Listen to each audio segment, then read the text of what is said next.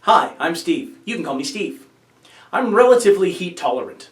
I can spend a lot of time out in the sun and not feel sick. In fact, I can still function at temperatures that render most people in Northern Ontario half comatose. I attribute this to living through 3 Australian summers as a kid. It could be I'm being a little too cavalier here. Too much exertion in hot temperatures can lead to heat stroke. Heat stroke has nothing to do with strokes in the brain. The name is all they have in common. Heat stroke, aka sunstroke, is characterized by a body temperature over 40 degrees Celsius. Normal body temperature is 37 degrees, and because we're mammals, we're capable of regulating that somewhat.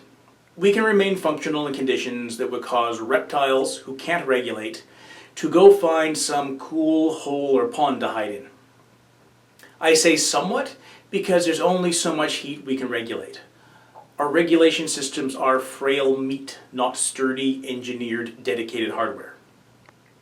The onset of heat stroke can be gradual or sudden, depending on the local conditions and the individual involved.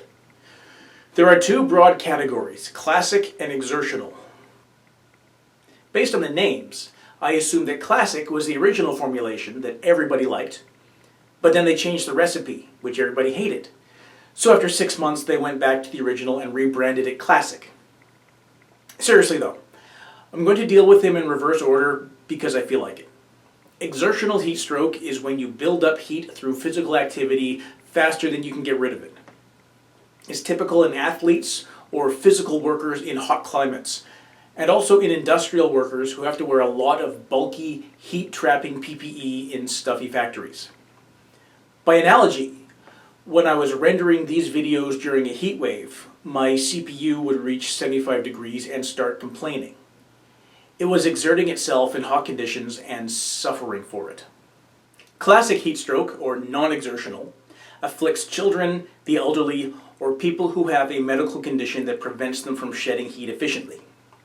It can also be brought on by use of alcohol or certain medications that interfere with heat loss. During heat waves, these people can suffer heat stroke while sitting perfectly still.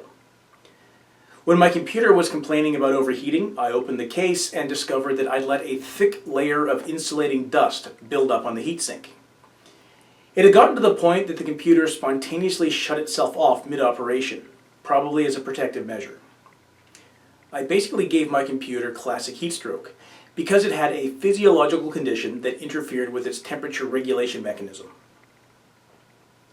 Before you get heat stroke, you pass through heat exhaustion. It can be accompanied by dizziness, headaches, weakness, and mental confusion. If you're out and about on a hot day, or even just sitting quietly in a stuffy room and experience these, get to someplace cool and ventilated and imbibe copious fluids. One of the early signs of classic heat stroke is a lack of sweating. Sweat is our natural cooling system. Our skin releases moisture, and cooling is caused when that moisture evaporates. Excess humidity reduces the efficiency of sweat cooling. Because there's already so much water in the air, there's little incentive for the water in your skin to join it. This means you're more likely to get heat stroke on muggy, sticky days. If you stop sweating, it's a sign that either you're seriously dehydrated or your body's given up because your temperature is too high for sweat to have any effect. Take immediate action. Lack of sweat isn't a 100% reliable indicator though. Exertional heat stroke is accompanied by copious sweating, so you'll have to look out for the other diagnostic signs I mentioned. Cars are a particularly good way to get heat stroke. They act like little greenhouses, trapping heat from solar radiation. With all the windows rolled up, cooler air can't get in and displace the hot air, which means anyone in there will quickly overheat. Children and the elderly are particularly susceptible, both because they're less efficient at heat regulation and because they may have a hard time communicating distress. Dogs will also suffer because they don't sweat. They can only exchange heat by panting and are often covered in a layer of insulating fur, which means they will overheat to the point of death. The treatment for heat stroke is rapid cooling. Ideally, you want to get the patient into an ice bath and bring their core temperature down to something tolerable. Person-sized ice baths and enough ice to fill them are generally hard to find. So cold compresses applied to the inside of joints or to the back of the neck are an acceptable substitute.